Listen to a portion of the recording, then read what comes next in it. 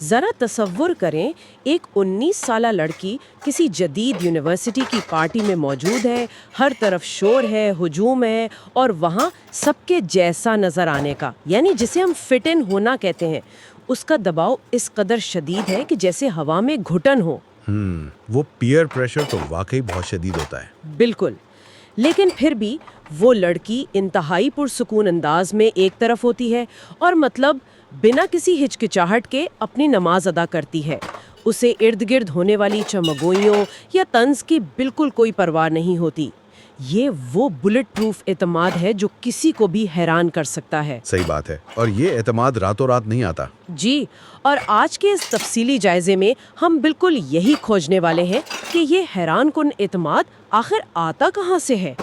ہم ایک بہت حساس اور اہم موضوع کو ڈی کوڈ کر رہے ہیں، یعنی ایک باوقار خاتون کے کردار اور وقار کے 5 بنیادی ستون۔ اور دیکھیں، اس موضوع کی سب سے خاص بات یہ ہے کہ یہ کوئی ہوائی یا صرف کتابی فلسفہ نہیں ہے۔ آج ہم جن نوٹس اور ذرائع پر بات کر رہے ہیں وہ دراصل ایک ایسے محقق کے 7 سالہ تجربے کا نچوڑ ہے۔ 7 سال؟ واہ! جی، پورے 7 سال۔ اس نے ہزاروں لوگوں کے نفسیاتی مسائل، ان کے دکھ، سکھ اور معاشرتی رویوں کا بہت قریب سے مشاہدہ کیا ہے۔ یہ ان کیس سٹڈیز سے نکلی ہوئی وہ ٹھوس حقیقتیں ہیں جو بتاتی ہیں کہ جب انسان کی شخصیت کی بنیاد مضبوط ہو تو وہ کس طرح دنیا کے ہر دباؤ کا مقابلہ کر سکتا ہے۔ زبردست! اور اسی لیے آج کی ہماری اس گفتگو کا مشن بہت واضح ہے۔ ہم صرف ان اصولوں کی کوئی خشک سی فہرست بیان نہیں کریں گے، بلکہ ہمارا ہدف والدین کے لیے ایک ایسی عملی گائیڈ تیار کرنا ہے جو انہیں یہ بتائے کہ وہ اپنی بیٹیوں کے ساتھ ان اقدار پر بات کیسے کریں۔ کیونکہ والدین اکثر احکامات تو دے دیتے ہیں پر وجہ نہیں بتاتے۔ بالکل، ہر گھر میں والدین یہ تو کہہ دیتے ہیں کہ یہ کرو اور یہ نہ کرو، لیکن وہ یہ بتانا بھول جاتے ہیں کہ کیوں۔ ہم ان نفسیاتی محرکات کو سمجھیں گے کہ کیسے ایک لڑکی سماجی دباؤ کے باوجود اپنی عزت کی حفاظت کر سکتی ہے۔ تو چلیں اس بات کی تھوڑی گرہ کھولتے ہیں۔ جی بالکل۔ سب سے پہلے اس ظاہری دنیا سے ہٹ کر انسان کے اندرونی کردار اور اس کی سوچ کی بات کرتے ہیں۔ ماخذ میں یہ بات بہت واضح ہے کہ ایک باوقار خاتون ماضی کی رسوائیوں اور جذباتی ہیرا پھیری یعنی مینیپولیشن سے پاک ہوتی ہے۔ یہ تو بہت بڑی بات لگتی ہے مجھے۔ یہ واقعی بہت بڑی بات ہے، اور یہاں جو سب سے دلچسپ بات ہے وہ یہ کہ اگر ہم ان 7 سالہ مشاہدات کی گہرائی میں جائیں تو کردار کی مضبوطی کا سیدھا تعلق انسان کی نفسیاتی صحت سے جڑتا ہے۔ وہ کیسے؟ دیکھیے، جب ہم کہتے ہیں کہ کوئی مینیپولیشن سے پاک ہے تو اس کا عملی مطلب کیا ہے؟ ایک کیس سٹڈی میں ایک ایسی نوجوان لڑکی کا ذکر تھا جو کالج میں ایک بہت ہی ٹاکسک دوستی کا شکار تھی۔ اس کی نام نہاد دوستیں اسے جذباتی طور پر بلیک میل کرتی تھی۔ اچھا، یعنی وہ گیس لائٹنگ والا معاملہ۔ بالکل، لیکن جب ایک انسان کا اپنا اندرونی کردار مضبوط ہوتا ہے نا، جب اسے معلوم ہوتا ہے کہ سچ کیا ہے، تو وہ گیس لائٹنگ کا شکار نہیں ہوتا۔ کردار دراصل وہ الارم سسٹم ہے جو آپ کے دماغ میں بجنے لگتا ہے جب کوئی آپ کے جذبات سے کھیلنے کی کوشش کرتا ہے۔ ارے واہ! والدین کو بیٹیوں کو یہ سکھانا ہے کہ سچائی پر مبنی کردار کوئی پرانی وضع کی چیز نہیں، بلکہ یہ آج کے دور کا سب سے بڑا نفسیاتی ہتھیار ہے۔ یہ الارم سسٹم والی بات تو بہت دلچسپ ہے، یعنی کردار آپ کو حقیقت سے جوڑے رکھتا ہے۔ یہ قلعے کی مضبوط بنیاد کی طرح ہے جس پر اگر حیا کی دیواریں کھڑی ہوں تو باہر کے موسمی حالات اس کا کچھ نہیں بگاڑ سکتے۔ 100% درست تشبیہ ہے۔ لیکن جب ہم کردار کی بات کرتے ہیں تو فوراً ہی حیا اور لباس کا ذکر بھی آ جاتا ہے۔ عام طور پر ہمارے معاشرے میں حیا کو صرف جسم ڈھانپنے تک محدود سمجھا جاتا ہے، پر ماخذ کے مطابق حیا تو آنکھوں میں، لہجے میں اور شخصیت میں ہوتی ہے۔ جی، یہ ایک مکمل رویے کا نام ہے۔ ہاں نا، ایک عزت دار عورت خود کو نمائش کی چیز نہیں سمجھتی۔ اب ایک مشکل سوال یہاں یہ پیدا ہوتا ہے کہ آج کے دور میں جہاں سب کچھ ظاہری نمائش پر چل رہا ہے، والدین اپنی بیٹیوں کو یہ کیسے سمجھائیں کہ حیا کوئی قید یا جیل نہیں ہے، بلکہ ان کی اصل شخصیت کو ابھارنے کا ٹول ہے۔ اس کا جواب دراصل انسانی نفسیات میں چھپا ہے۔ والدین کو یہ سمجھانا چاہیے کہ حیا دراصل توجہ کا مرکز بدلنے کا، یعنی اپنا فوکس شفٹ کرنے کا ایک طاقتور ٹول ہے۔ فوکس شفٹ کرنا مطلب لوگوں کی نظروں کا فوکس؟ جی بالکل۔ دیکھیں، جب ایک لڑکی ظاہری نمائش پر انحصار کرتی ہے تو وہ لوگوں کے ذہنوں کو صرف ایک ویژول سگنل دے رہی ہوتی ہے، لیکن جب وہ اپنا پہناوا، اپنا لہجہ اور باڈی لینگویج باوقار رکھتی ہے تو وہ دراصل معاشرے کو مجبور کر دیتی ہے کہ وہ اس کے دماغ کو تسلیم کرے۔ اوہ صحیح۔ وہ دیکھنے والے کے دماغ کو سیدھا یہ پیغام دے رہی ہوتی ہے کہ مجھ سے میری ذہانت کی بنیاد پر بات کرو، میری ظاہری شکل پر نہیں۔ یعنی وہ لوگوں کا ویژول ان پٹ کم کر کے ان کا انٹلیکچوئل ان پٹ آن کر رہی ہے۔ بالکل یہی بات ہے۔ یہ ایک بہت بڑا پاور پلے ہے۔ جب والدین بیٹی سے اس موضوع پر بات کریں تو اسے یہ بتائیں کہ جب تم ایک باوقار انداز اپناتی ہو تو تم دراصل ان تمام غیر ضروری اور سطحی لوگوں کو فلٹر آؤٹ کر دیتی ہو جو صرف ظاہری روپ کے پیچھے بھاگتے ہیں۔ تو یہ کوئی پابندی نہیں ہوئی، یہ تو طاقت ہوئی۔ بالکل، یہ مکمل آزادی ہے کہ تم کنٹرول کر رہی ہو کہ لوگ تم سے کیسے پیش آئیں گے۔ یہ فلٹر والی بات واقعی کمال ہے، اور یہیں سے اگلا سوال نکلتا ہے کہ جب یہ لڑکی اپنا یہ مضبوط اندرونی قلعہ لے کر باہر عملی زندگی میں قدم رکھتی ہے تو کیا ہوتا ہے؟ کیونکہ انسان اکیلا تو نہیں رہ سکتا نا۔ جی، اسے یونیورسٹی میں، دفتر میں لوگوں سے ملنا ہی پڑتا ہے۔ تو یہاں ماخذ میں ایک بہت اہم تصور سامنے آتا ہے، سماجی دباؤ اور ذاتی حدود، یعنی باؤنڈریز کا مقرر کرنا، اجنبیوں سے شائستگی سے بات کرنا لیکن بیجا بے تکلفی سے گریز کرنا۔ یہ کچھ ایسا ہی ہے جیسے ذرا سوچیں کہ ہم کسی ہائی اینڈ ایونٹ میں جاتے ہیں، وہاں ایک VIP مخملی رسی لگی ہوتی ہے۔ وہ ریڈ کارپٹ والی رسی؟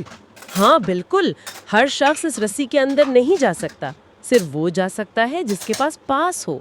تو یہ ذاتی حدود بالکل اس VIP مخملی رسی کی طرح ہیں جو صرف ان لوگوں کو قریب آنے دیتی ہیں جو عزت کرنا جانتے ہوں۔ یہ مخملی رسی کی تشبیہ تو بہت شاندار ہے، لیکن اس میں ایک بہت بڑا عملی خطرہ بھی چھپا ہے۔ خطرہ؟ وہ کیسا؟ اگر ہم اسے عملی زندگی میں دیکھیں تو ایک مخملی رسی کو بہت آسانی سے تکبر، غرور یا روکھا پن بھی سمجھا جا سکتا ہے۔ دفتر یا یونیورسٹی جیسی جگہوں پر جہاں نیٹ ورکنگ بہت ضروری ہے، وہاں ایک نوجوان لڑکی یہ حد کیسے مقرر کرے کہ وہ بدتمیز یا مغرور بھی نہ لگے اور کوئی اس کی حد بھی پار نہ کرے؟ ہاں، یہ ایک بہت باریک لکیر ہے۔ تو وہ لڑکی اس لکیر کو کیسے کھینچے گی؟ یہیں ان 7 سالہ کیس سٹڈیز کا تجربہ کام آتا ہے۔ ایک مثال لیتے ہیں، فرض کریں دفتر میں ایک کولیگ شائستگی کی حد عبور کر کے فرینڈلی بینٹر کی آڑ میں چھیڑ چھاڑ کی کوشش کرتا ہے۔ اب ایک باوقار خاتون وہاں غصہ نہیں کرتی، چلاتی نہیں ہے۔ تو وہ کیا کرتی ہے؟ وہ اپنی اس مخملی رسی کو اپنے لہجے کے ٹھہراؤ اور آئی کانٹیکٹ سے برقرار رکھتی ہے۔ وہ ایک مسکراہٹ کے بغیر انتہائی پروفیشنل اور سپاٹ لہجے میں جواب دیتی ہے، جس سے سامنے والے کو فوراً پیغام مل جاتا ہے کہ بھئی یہ دروازہ بند ہے۔ زبردست، مطلب چیخنا چلانا ضروری نہیں ہے۔ بالکل نہیں۔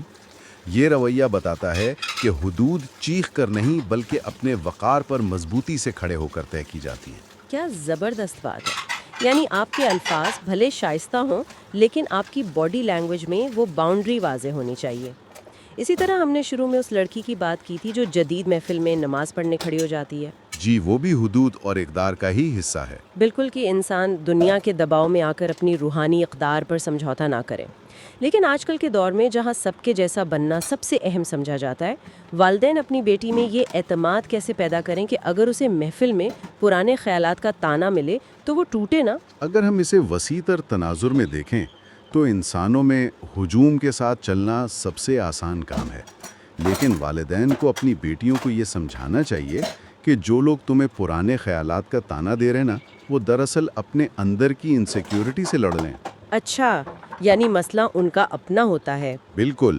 جب ایک لڑکی کسی پارٹی کے بیچ اپنا کام روک کر اپنی اقدار پر عمل کرتی ہے تو وہ ہجوم کی اس نفسیات کو چیلنج کر دیتی ہے۔ وہ اچانک ایک فالوور سے لیڈر بن جاتی ہے۔ یہ نقطۂ نظر تو پوری کہانی ہی بدل دیتا ہے۔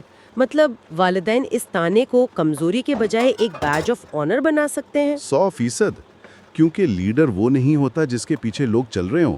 لیڈر وہ ہوتا ہے جو اپنے اصولوں کے لیے اکیلے کھڑے ہونے کی ہمت رکھتا ہو۔ جب والدین یہ بات سمجھائیں گے تو اس لڑکی کا اعتماد آسمان کو چھونے لگے گا۔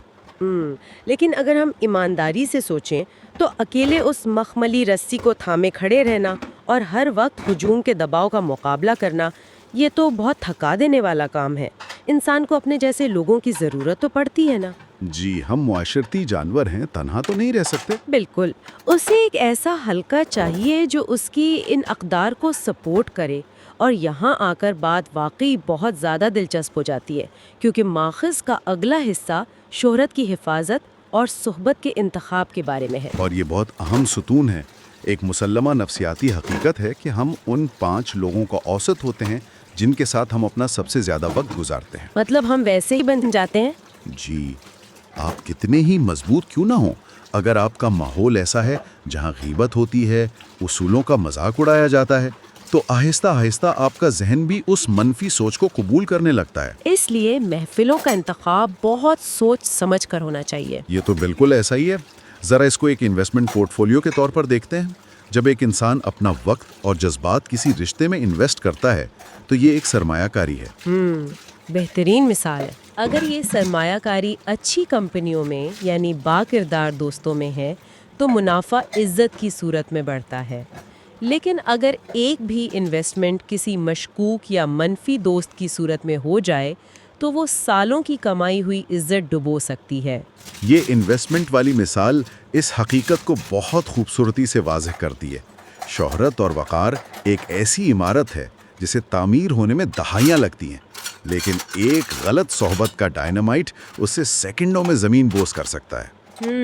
لیکن یہاں ایک بہت بڑا عملی مسئلہ آتا ہے. ٹین ایج میں دوستیاں بہت جذباتی ہوتی ہیں. والدین کے لیے یہ کتنا مشکل چیلنج ہے. اگر وہ سیدھا جا کے کہیں کہ فلاں لڑکی سے نہ ملو، اس کا کردار خراب ہے، تو بیٹی تو بغاوت کر دے گی نا. بالکل، وہ فوراً ڈیفینسو ہو جائے گی. ہاں، وہ اپنے والدین کو ایک ڈکٹیٹر سمجھے گی. تو والدین اپنی نوجوان بیٹیوں کو دوستوں کا انتخاب کرنے کا ہنر کیسے سکھائیں کہ وہ ڈکٹیٹر بھی نہ لگیں اور بیٹی خود اپنے دوستوں کا تنقیدی جائزہ لینا سیکھ جائے؟ یہ ایک انتہائی اہم سوال کو جنم دیتا ہے، اور یہیں اکثر والدین مار کھا جاتے ہیں. ڈکٹیشن اس عمر میں مکمل طور پر ایک ناکام حکمت عملی ہے. اس کا بہترین حل یہ ہے کہ سوکریٹ کا طریقہ کار یعنی سوکریٹک میتھڈ استعمال کیا جائے. سوکریٹک میتھڈ وہ کس طرح کام کرتا ہے؟ کوئی مثال دے کر بتائیں. جی، والدین کو بیٹیوں کے ساتھ حکم کے بجائے سوالات پر مبنی مکالمہ کرنا چاہیے. فرض کریں بیٹی کسی ایسے گروپ کا ذکر کرتی ہے جن کی محفلوں میں دوسروں کا مذاق اڑایا جاتا ہے، تو ایک سمجھدار ماں تنقید کرنے کے بجائے ایسے سوال پوچھے گی کہ جب تم ان دوستوں کے ساتھ ہوتی ہو تو کیا تم ذہنی طور پر پرسکون محسوس کرتی ہو؟ یعنی اسے خود سوچنے پر مجبور کرے. بالکل. ماں پوچھے گی کہ کیا تمہیں ہر وقت یہ ڈر لگا رہتا ہے کہ اگر تم نے ان جیسا برتاؤ نہ کیا تو وہ تمہیں نکال دیں گے، یا کیا اس محفل میں تمہاری اپنی اقدار کا احترام کیا جاتا ہے؟ واہ، یعنی وہ بیٹی کو سوچنے کا ایک نیا زاویہ دے رہی ہے بجائے اس کے کہ خود کوئی فیصلہ سنا دے. جی، اور جب بیٹی خود یہ غور کرنا شروع کرتی ہے تو وہ بہت جلد اس نتیجے پر پہنچ جاتی ہے کہ یہ دوستیاں اس کے لیے فائدہ مند نہیں ہیں. اسے سمجھ آ جاتا ہے کہ مثبت سماجی حلقہ اس کی اپنی عزت کے لیے ایک حفاظتی حصار ہے. کیا زبردست بات ہے. سارا کھیل ہی اپنی قدر پہچاننے کا ہے. جب انسان کو اپنی قدر معلوم ہو جاتی ہے تو وہ سستی محفلوں میں بیٹھنا ہی چھوڑ دیتا ہے. بالکل صحیح کہا آپ نے. تو آج ہم نے جن اصولوں کا جائزہ لیا، کردار کو مینیپولیشن کے خلاف ڈھال بنانا، حیا کے ذریعے اپنی ذہانت منوانا، مخملی رسی سے حدود طے کرنا اور دوستوں کا چناؤ کرنا، یہ سب وہ عملی ٹولز ہیں جو والدین دے سکتے ہیں. اور اگر ہم ان تمام باتوں کا نچوڑ نکالیں تو سب سے اہم سبق یہ ملتا ہے کہ عزت بازار سے خریدی نہیں جاتی، عمل سے کمائی جاتی ہے. ایک با کردار عورت پورے خاندان اور معاشرے کی بنیاد ہوتی ہے. جی بالکل. پر ایک چیز اور، ہم نے بیٹیوں کی تربیت پر اتنی تفصیل سے بات کی ہے، لیکن والدین کی یہ گائیڈ اس وقت تک مکمل نہیں ہوتی جب تک ہم بیٹوں کی تربیت کی بات نہ کریں. یہ بہت اہم نکتہ ہے، کیونکہ تالی کبھی ایک ہاتھ سے نہیں بجتی نا. جی ہاں، ماخذ اس بات پر بھی زور دیتا ہے کہ جہاں والدین بیٹیوں کو یہ بتائیں کہ ان کا اصل زیور ان کی حیا ہے، وہیں بیٹوں کو بھی یہ سکھائیں کہ عورت کے وقار کا احترام کیسے کرنا ہے. متوازن معاشرہ تبھی بنتا ہے. واقعی، بیٹیوں کو حدود بنانا سکھائیں تو بیٹوں کو ان حدود کی عزت کرنا سکھائیں. تو اس سب کا آخر میں کیا مطلب نکلتا ہے؟ اقدار کوئی بوجھ نہیں ہوتی جو انسان کو پیچھے دھکیل دیں، بلکہ یہ وہ روشنی ہے جو راستہ دکھاتی ہیں۔ بالکل۔ لیکن اس سے پہلے کہ ہم اس گفتگو کو ختم کریں، سننے والوں کے لیے ایک ایسی سوچ ہے جو مسلسل دماغ میں گردش کر رہی ہے۔ ہم نے جسمانی دنیا میں دوستوں کے انتخاب، محفلوں کے دباؤ اور فاصلے برقرار رکھنے کی تو بات کر لی، لیکن ذرا سوچئے، آج کے اس ڈیجیٹل دنیا میں جہاں سوشل میڈیا کا الگورتھم ہر وقت ہماری بیٹیوں کو ان اقدار کے بالکل برعکس چیزیں دکھانے کی کوشش کر رہا ہے، وہاں یہ اصول کیسے لاگو ہوں گے؟ کیا ہماری سکھائی ہوئی حیا اور کردار کی یہ ڈھال انٹرنیٹ کی اسکرین کے اس پار بھی اتنی ہی مضبوط ثابت ہو سکے گی؟ یہ واقعی سوچنے کا مقام ہے۔ جی ہاں، یہ ایک ایسا سوال ہے جس کا جواب اب ہر گھر کو خود تلاش کرنا ہے، اور اسی کے ساتھ ہمارا آج کا یہ تفصیلی جائزہ یہیں ختم ہوتا ہے۔